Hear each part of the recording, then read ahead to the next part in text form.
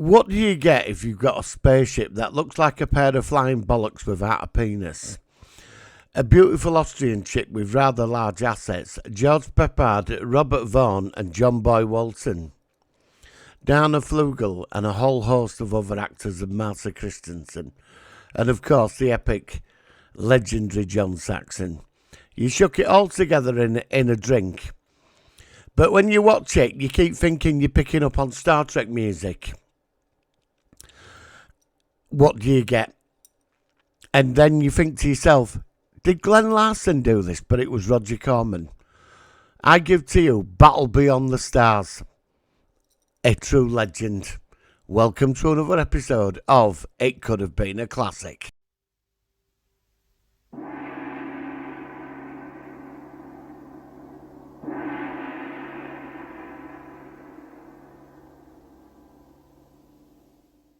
In 1980, an American space opera film produced by Roger Corman and directed by Jimmy T. Murakami and starring Richard Thomas, Robert Vaughn, George Peppard and John Saxon, Sybil Danning. Intended as a futuristic Magnificent Seven, itself a western version of the Seven Samurai in outer space. The screenplay was written by John Sayles with the score by James Horner and special effects, get this, designed by filmmaker James Cameron. This is where he started his career, at Roger Corman's studio. I think it was called The Lumberyard. The film was I can't say the word. The film was released by Corman's New World Pictures and was a moderate box office success with a budget of over $2 million, which was the most expensive film Roger Corman did at the time. Most of the money went to Robert Vaughn and George Peppard, which I have to say Robert Vaughn is the star of this movie. I just love his character, Gelt. What makes this film so memorable is the music. Is the start, the opening credits of this film is beautiful. Your hair goes up on your back when you just hear that start of this music, and we get into the world of Battle Beyond the Stars. Now, what's interesting about this film is now it got mixed reviews, but everybody I know absolutely loves this movie, and the music. It's an interesting, as I said in the intro, this is a weird mixture, because when I first saw this, I kept thinking, is this Glenn Larson did this? Because now I know we've got Sador's ship. And if you take a bit off it, it's in Battlestar Galactica as the garbage ship or the maintenance ship, because it appears you see it every week. So, the connections, it's like the music, there's bits of like Star Trek music from Wrath of Khan, like little moments of it, a bit of a Klingon theme, and it's all in this film. Now, the casting is insane, but I will say Battle Beyond the Stars, John Boy Walton should not have been in this film. Richard Thomas just has no charisma at all in this movie. And there is some amazing one-liners in this film. You know, so the story, it's the Magnificent Seven in outer space, as we said. Back-ass planet, evil guy with his stellar converter going around bullying other races, because nobody can fight against him. But it's like, well, why don't there must be some galactic power out there. He's only got one bloody ship. Alright, he's got a stellar converter. But John Saxon, he stays alive by taking it people and chopping the bodies up and putting them onto his own body so he can live forever. This is what it's all about. And you do see the resemblance from the original Magnificent Seven. There is certain scenes that have been recreated. But Richard Thomas, I think it's Shad, his character, he never really sort of rocked it for me in this film. It was all the other characters, but it fits in and you go along with it. Now, we're going to get on to his spaceship, the Corsair. Right, yeah, I know, that it is the worst spaceship I have ever seen in my life. It's like a pair of flying bollocks that fly through space without its penis attachment. and people are going to shoot me down. Every time I see that ship, I just can't stop laughing. I can't take it seriously. Its design is terrible, but the interior looks good. Now, Sador's ship, I love the bridge, but part of it, a friend said to me when I watched this round at his house the other day, he said it did look like a game show. You know, it's all set up his bridge, and I have to say I do sort of agree with that. But this film is magnificent. All of it, the cast, and it is, in a way, this is one dark film. Because they all die. They all die. It's like John Boy sets off into space to find help, and he meets space cowboy George Pepin. I'm sure he's just pissed all the way through film. In reality, he's got a portable bar on his belt, and that's all he does. And there's a bit of a thing with him and Mark Christian's character. There's a bit of romance there. You think at least he could survive, you know, for a bit of a decent future. But the planet he's going to has been wiped out by a stellar converter by Sador. I mean, what a name, Sador. And he says, well, I've got 10,000 pulse rifles and guns on the ship. You can have them, because, you know, I can't do anything with them. So he goes off to Lander Zone. Then we end up, John Boy ends up going to somebody's brother knew or whatever. Because there's something about his brother was a bit of a hero. You get like his names of his brother Jed or something, who was a bit of a buccaneer and adventurer. Flying around space in his flying bollock. And we go to an android planet, and we see that actor, he always plays a wise man. He's a head stuck on a robot thing, and he always played one of them wise characters in science fiction, which I could not stop laughing. And he meets his daughter. He wants to start a breeding program to get people living on space station, but they escape, and she goes with them. And then he says, I'll meet you at Lambda Zone. She goes there. She gets caught by this lizard guy, and he's going to sell her. And he's got all this bun. He's got a muscle guy who can just throw a spear. That's all he does in the film. And just poses. And he's got these two little alien dudes that like sort of light up and they speak through heat. They don't have ears. And she tells them, you know, we're trying to stop Sador from like conquering Akir, this planet.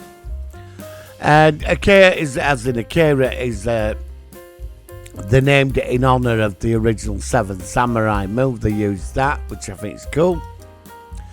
But I mean the logic is, and then we find the Nestor, the 7 clones, and they're just hanging around in space, doing absolutely nothing because they're bored. They're all like one group mind and clone bodies, and he gets them. But for me, it's Robert Vaughn. There's this amazing scene with Robert Vaughn, and he goes down to this planet where it was full of mercenaries, but they've all been cleared out.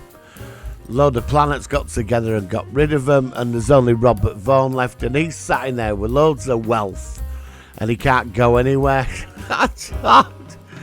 And it's so funny because like he sat on a throne in this place full of wealth, and it's like he's trying to keep his dignity. Robert Vaughn's character is like he's trying to look, you know, I might have been down here for 10 years, you know, but it's like he said, I've got enough wealth in here to buy your planet 10 times over. Yeah, but then he just looks at it like he does this look at it all because he can't spend it. He can't spend it, and John Boy says, well, you know, if you help us, he said, we'll give you a meal, and you can hide out there. And he's like, well, yeah, I've been stuck down here for how many years? I'd like to speak to people. But he plays this non-emotional character. And there's a scene with 2 kids and him, as in the original Magnificent Seven with Charles Bronson's character. When he says about the 2 kids about killing, and he tells them off. These 2 kids say, were you bad when you were little? He said, I was never little.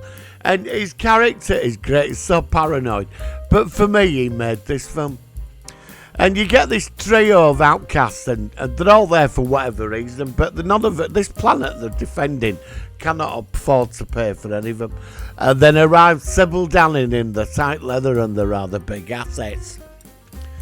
And the film shots on her were amazing. I mean, I would have liked even her to survive, because she is awesome in this, and Sybil Danning is a babe. So, like, Sador leaves the ship there, and he goes off to this other planet and wipes it out, and he's on his way back. Shad gets the 6 of them, and then they start setting up the people on the planet to fight, and Sador comes back, and there's a big intergalactic battle of these 7 ships, which is just, actually, I've got to say, there is so much impact. There's a great scene, Sador's coming in, one of his crews, like said, there's something on the screen, and it's this fleet of 7 ships coming in, and it begins. I mean, he catches one of the Nestor, and he chops its arm off, and like, there's a scene where they get a knife, where they pretend they get his knife, and they're controlling this arm. So, like, he's struggling away. John Saxon just plays it over the top in this film. He is excellent. And there's a big battle. The flying bollock is flying about everywhere. And basically, they all get wiped out. I mean, Space Cowboy, he gone. Sent extra. She destroys the Stellar Converter. That's Sybil Danning's character. What is it? She said, we like to live fast and there's the scene where she's talking about sex. And she says to Diana Flugger, have you heard you know what sex is? And she says, stick with me. And like, basically, there is some great one-liners with her. And John Boyd character, he does get on your nerves, does John, because he's quite moralistic, you know what I mean? She's going, what a glorious death they've all had on this planet. And he sort of tells her off, these are my people. But she's a warrior chick, isn't she? Her culture. She says, we live fast, and we go, and when we die, it's glorious. And she's rather convincing as this warrior sort of character. She's great. Battle Beyond the Stars. You cannot hate this movie. It has everything in it. I know it's dated, but I watched this and I watched it in HD quality, and I loved it. I love this film, the music. This is a masterpiece of a science fiction movie, especially from its time. I never think it's dated. Every time it's on, I will sit down and watch this film. And this film is totally bonkers, and for some reason, it's got a mixture of so many genres mixed into this film. A bit of Star Trek here, you feel it's a bit of a Glenn Larson production. You've got a Man from U.N.C.L.E., the A-Team, all these things, ships borrowed from other TV shows, all put in. John Saxon just being John Saxon as an insane villain. It's magical. Now, I'm not even going to say this. Will it go through? This thing just blows through the door. Battle Beyond the Stars is a classic, and I just feel so privileged and honoured to talk about this film. Because I saw this at the cinema and I thought this was the coolest film. I was a kid at the time, and I thought this was amazing. Buck Rogers had been out not long before, and this came out, and it was like, we got this sort of like Battlestar Galactica. I saw that at the cinema, and this reminds me of that genre, them type of special effects. I mean, they've even got the photon torpedo noises, the Viper, Buck Rogers pulsar weapon noises. They've got it all. And Sador's ship from Battlestar Galactica and they do. James Cameron, his visual shots on Sador's ship are incredible. They really went with this film. They did so much with it. I love this movie. It's something you're going to get out every couple of years. Have a drink, get a couple of buds round, and sit down and just have a night of insanity with these characters. And of course, the delectable Sybil Danning. You know, I do one of my all-time favourite movies. Now, I have uploaded this. It is on my YouTube channel. You know, so it's there for you to watch. Honestly, watch it. I do recommend it. And even, you know, John Boy's ship, Nell. I love the computer, Nell. But the ship looks like a flare. It looks like a pair of flying bollocks with no penis on it. Do you know what I mean? They could have done a sequel to it. In the sequel, yeah, I mean, Battle Beyond the Penis or whatever. I mean, you could have that ship looking for its other bit, what it lost. I'm only joking. Now, there was a prequel to this. Now, this is where it gets interesting. A couple of years ago, there was a 4-part comic. It's set 30 years before Battle Beyond the Stars. And Sador is in it, obviously, up to what he's doing. But it's about Chad's brother flying around with Nell when he was going on his adventures. So there is a prequel story. But I have to say, I would have liked to have seen an expansion into the Battle Beyond the Stars universe. It would have been quite interesting. The sequel to this would have been rather good, I think. You know, I don't know where you could have gone with it. Obviously, it'd have been like the Magnificent Seven 2. The sequel to the original, where there's another threat and you get 7 more warriors together. Now, this film, what's amazing about it is that it is, like I said earlier, it is a very dark film in parts. I mean, you see Sador just wipe out an entire civilization. He's got no problem with it at all because they disobeyed him. He just wipes them out. And it's like that moment when I was a kid when he shot Death Star, destroy Alderaan. But how Sador did it, he was even laughing about it. And our beloved heroes, the Nestor, Saint Expiu, Space Cowboy, Gelt, and all the others, they all die. Every one of them dies except Chad and from the Dana Fugel. They're the only two that survive. Obviously, there's a bit of romance going on. Now, I mean, really, if you think about it, I mean, I did say that, really, Chad's character, Richard Thomas's character, John Boy Walton, all he's got to do is go back to that planet with Robert Vaughn and just take all that treasure. I mean, he's got all that. I mean, do you know what I mean? I mean, these little doorways you could slip through for another film. But the flying bollock sacrifices itself and they destroy Sador's ship. And they head back to the planet and no doubt he gets married. They keep going on about the religion on the planet, the Vada. And that's sort of quite interesting, but really I wasn't too impressed with the planet Akir. I don't think I'd have gone out and sacrificed my life for that. I mean, they had no money. But these people, for whatever reason, these aliens, they all went out there and did the right thing. Now, as I said, I'm not going to say I'm going to put this through. This film just goes straight through. It is.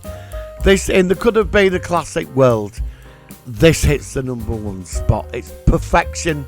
Like I said, you mix a cocktail and you put the elements of this film and everything else, from the James Horner music to everything, and you get the ultimate cocktail. Out comes Battle Beyond the Stars. A classic wine or a very nice you've had in the cellar for a long time. The perfect cocktail. You have it once a year, and when you do, you appreciate it. Battle Beyond the Stars is a masterpiece of a film. A lot of people probably think, oh, I've seen that, I don't. They're wrong. This film has everything. Nobody can hate this film. Nobody. So I'm going to say to you, Battle Beyond the Stars, you are a classic, and you know, you just get awarded the ultimate points. Thank you, Battle Beyond the Stars, and I will see you on the next episode of It Could Have Been a Classic, and Happy New Year.